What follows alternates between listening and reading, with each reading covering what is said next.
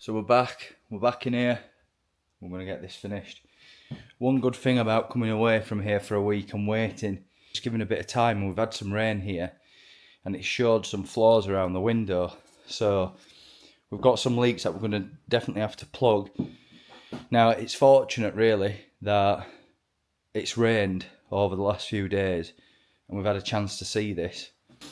You see underneath this window here, you've got a leak that's coming directly from underneath that window coming down.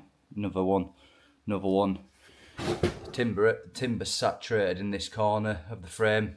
Obviously before all of this was hidden in the cheek of the window, the board that I had on. And it was double boarded as well. So that's probably why it was double boarded, to hide the damp. They probably couldn't fix it. So we're going to have a temporary fix for that on the outside. Again, just temporary. Just going to silicone it up, get it blathered in for the time being. So I've come up and had a look, and there was like a little fillet on. I've just pulled it off literally a second ago. So water's clearly blowing underneath what's there, and then what they've done here is pretty interesting. They've put like a fillet up there. So for the time being, I'm not going to try to fix this. I'm just simply going to make it so it stops letting water in.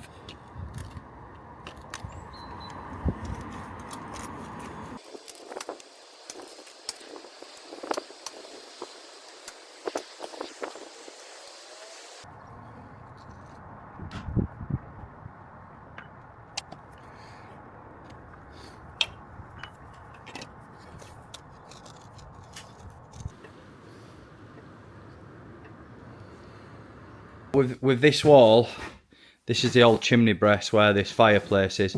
It's no good underneath. It will require a lot of work. It's a pretty rough looking wall. Plus it wouldn't really work in this room having that fireplace in a bedroom like that. So this is going to get studded out in here to make that wall flat, and I'm going to build some shelving into there. There is some serious plumbing down here. You know, it's hard to make sense of some of this. It's time to plasterboard this ceiling. The vapour barrier's all sorted now, sealed up, taped up. We'll get this board up and then we'll do a perimeter seal with silicone around the whole lot just before we finish. And then we can move on to this wall afterward. What we're going to do, because these joists in this ceiling are not uniform, they're running off on angles, they're not right. We're going to prescribe the boards where the nails need to go in, so when we're lifting them up, we can see everything. And on the board, typically on new builds, on new construction projects, you've got centres, you've got certain size centres, 400, 600 centres. And you just work to that and it works nicely. But with this being a really old property, not a single one of these trusses or roof joists or ceiling joists or whatever you want to call them in this instance, not a single one of them were the same distance. They're all off and running off on angles. So there is an element where it'll slow us down a little bit, but you've kind of got to do it to make sure that you're not puncturing holes in vapour barrier where you don't need them.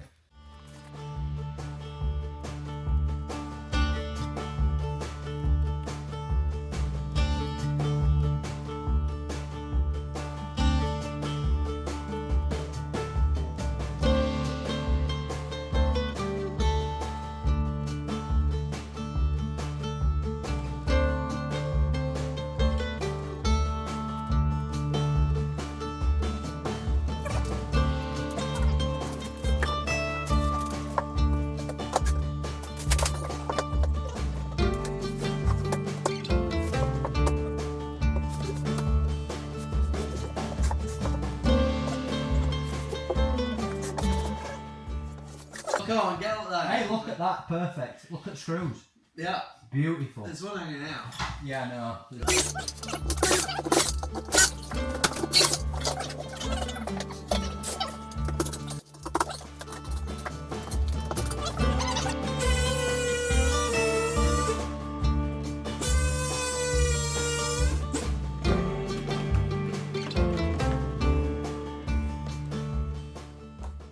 So in hindsight, I should have removed them and then put them back in because they were in good nick with the joists, but put them at centres that we use. Because I've left them in, I knew they were running out, some of them, but I'm having to mark up the boards because I don't want to be puncturing the vapor barrier.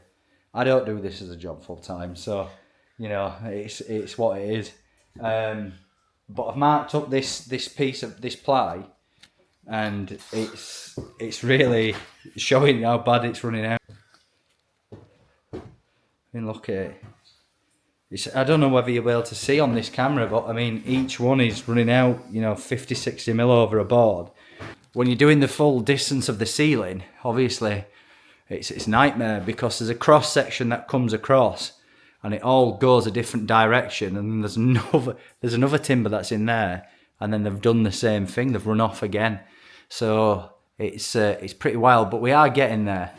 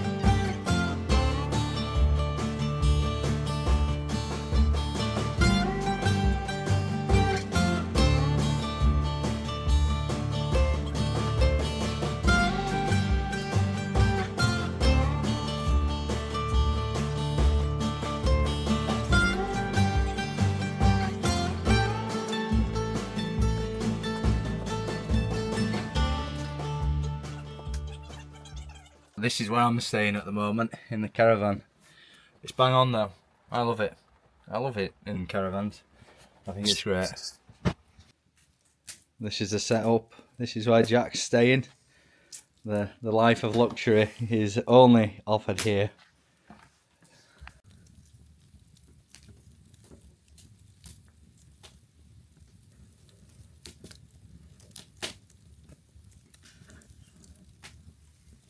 So it's Sunday morning now. We're gonna get a little bit more done, but I wanted to show you a bit inside the house now, so you can see some of the features. We've managed to move some bits and bobs around. Now this room is the music room, what the music room will be in the house. There's a plan with this room that comes out of it, as you can see. You're getting hints. It's good. It's a good room. So we've got this beautiful coving. I believe this is probably original. It's been painted over a few times. We're taking this rail down. The biggest challenge in this room is someone at some point has extended this window. I've noticed there was something in this area of England where the size of your windows in this town, it appears, the bigger the windows must have been a symbol of wealth, I'm guessing. Around the town, there's some absolute massive windows. You look at them, you're like, why on earth? But I believe it was a symbol of wealth. I don't know, but I've never seen windows as big in a town. So, original fire in here. I say original. It's an old one, nonetheless. So we've got the fire in here. This is going to be getting kept. Like, there's no way that this isn't going to be getting kept in here. One thing that I'm pretty excited about, all original shutters. All of these are going to get stripped down, mechanisms taken off, stripped back down to bare wood and sorted. The lady who lived in here before was a big smoker. As you can see, she must have smoked quite a bit in this house. And then this is the arch. This is your arch through. into this side will be the living room. So piano here, this came with the house, which is pretty cool. It'll obviously brilliant for music room. I can envisage the room in here and how good this is going to look. I'm really excited to get in some music related content out, running alongside the renovation. This room will get done pretty soon. Music is a massive passion for my dad, and ultimately I want him to, you know, be able to really enjoy himself. We've exposed the old fireplace to have a look at this. We have got a monster of a fire to go in here, log burner. That's what we prefer to use personally. We do like log burners. Big stone head, massive stone head. We've started taking the backing out of it, having a good look at it. We're going to put a log burner in here. We've got a 20 kilowatt fire to go in here, an absolute monster, and that will heat the core of the house up. But for the living room, you know, this is what it'll be. You got shutters behind there, can't get in there at the moment because of obviously what's going on, but it gives you an idea of what we're working with inside. A lot of this furniture that's in here, you know, this is some of the stuff that the lady has left behind for us, bless her. So this will all be getting reincorporated into the house. It's beautiful. Some of it is really nice. You've got this cabinet here as well, which is absolutely fantastic. A few minor damp issues showing there, but it actually doesn't make sense how the damp showed like that, because it's, I suspect, well, I'm not quite sure with that. I suspect potentially someone's papered over it too early and it's drawn moisture out of a patchwork to here, it looks like. So, yeah, that's exactly what that's exactly what's happened. That's why this bit here is showing damp. So patched over a bit of wet filling there. But archway going into music room, we're going to obviously do something with this. It's masonry as well, so might be able to do something interesting with that. My background is predominantly masonry. So yeah, this is kind of where we're at with this. Stairs now all wrapped up. We do like this carpet. We've wrapped it and we're going to see if we can save it over the duration of this job. But there's some fantastic details throughout this house. You know, decorative details on bottom of your banister, on the top. It's looking good. This here is the monster fire that we've got ready on the go. We've got a secondary fire. Not quite sure where we're going to put that yet. That's a steel body fire, so probably around 8 kilowatts. This one is around 20 kilowatts. It's a monster. This section here, it's not that tall. It's like a hobbit. It's like a bit, reminds me of like a hobbit hole almost. You know, when I walk through, I'm not exactly towering. I'm not a towering man, but you know, it's close. It's not too far. Probably got, that's a perfect gauge. It's a perfect gauge. It's a hand's width. So if you were 6 foot, if you were 6'6", you'd be knackered. 6'5", you'd be knackered. Oh, yeah, you'd be knackered. You'd be ducking your head, ducking and diving. But it's all small in here. This section under this stair.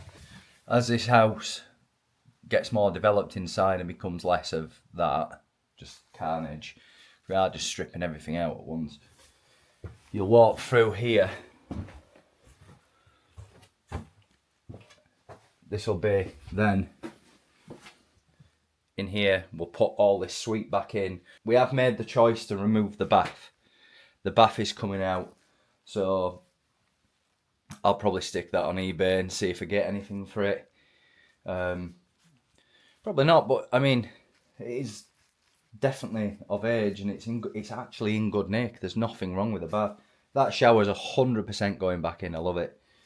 This room will get reduced, so we'll be putting a wall here to separate this. So you'll have a downstairs shower and toilet, and then the kitchen, obviously where we've worked previously. Now, we're not big kitchen people. We are living room, music room. I would much prefer to chill out with my dad, sit down on a couch and listen to him play music, and then come and get a cup of tea whenever I need to get a cup of tea. So it's one of them. The kitchen is actually going to be small for the size of the house, but nonetheless it's going to be nice when we've done with it. With the boiler being in the single story extension, it's stopped us really. You know, I've stripped down the wall from outside that was above this doorway, so there's no risk of it falling over now onto it. So it's a waiting game now, sadly, till the plumber sorts himself out and gets some time. Winter's always a big one. The pipe work really is wild. So it comes through the wall, boiler comes along the wall, comes along there, down here, then returns into this fireplace, but then comes out here on this side, then it's feeding down here, the same boiler is feeding down here, and then it runs upstairs. It's pretty wild. The fortunate thing about this living room, this ceiling's going to have to come down. Now this is below my room, so I'll be able to plumb the radiator in afterwards. I'll use an electric heater at first, but I'll be able to get plumbing up to where I'm going to have my radiator. You know, someone's just said to me about how I should have just, a passerby, with it not being listed, you should have just knocked it down and started again, and it just seems so wrong to me on every level. You know, this is our heritage, this is our history. It's 150 years old, this house, so it doesn't align with my ethics, to be honest. I'm saving it. I love this house, it's brilliant. I want to show you something as well. This is a building that's very close by, and there's some stonework on it, and it's good. Unity is strength. Brilliant. 1923. It's fantastic. This is an interesting thing we've been using for scribing the boards. This is an antique level, it's a wooden level with the old cambered bubbles. I bet this still reads pretty true. Obviously I wouldn't use this for building a wall, but it's a really nice thing.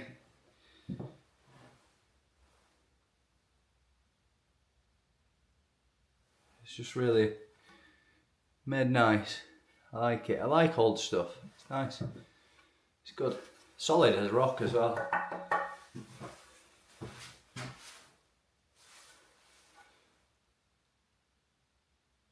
Pretty straight. Not bad.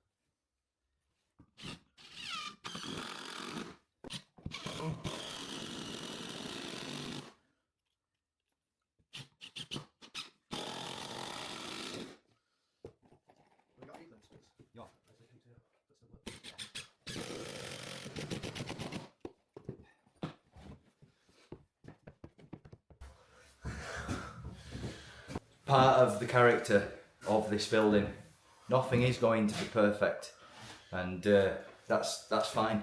I don't want it to be perfect. 080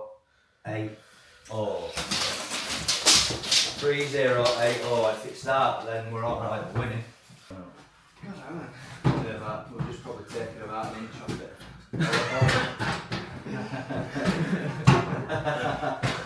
Well. Truth. Just a little bit tight. Do you mind? Be able to get it. That's way there.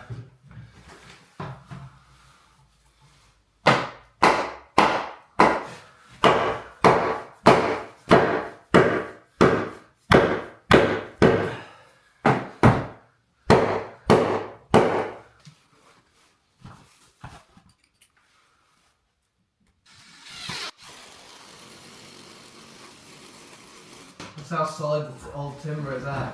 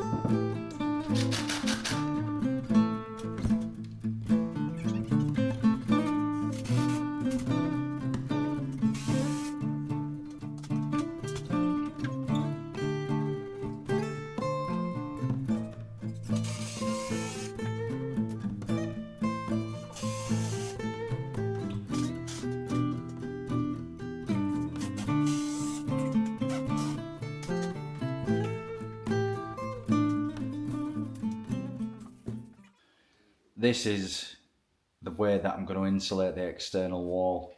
Total 150, 50mm cavity. It'll be insulated between the joists and the face of the board. Vapour barrier goes on there and then board and plaster. So I've estimated it's about 180mm. So about 7 inch I'm going to lose off the size of this room and any other room that I choose to do this method in. Now, you might say, James, 7 inch is a lot to lose.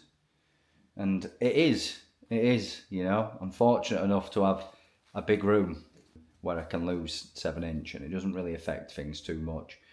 I'd rather be warm and comfortable than cold and in a big open room. So it's a sacrifice that is worth it, if you ask me. Right, so that is it for this weekend. I'm coming back up here on Wednesday now, and then I've got until Saturday to get this ready for the plasterer and do the other bits and pieces down here, monitor that, monitor the leaks, come up with a solution for that. If I think I'm probably going to have to put a damp course in it, or a cavity tray rather, but that's fine. My dad's gallivanting around the UK right now, performing, singing music with his missus, so unfortunately, you know, there's not going to be the same outro as always. So from me, I've had enough, and from this man, who's been a massive help. See you later. Alligator. Alligator.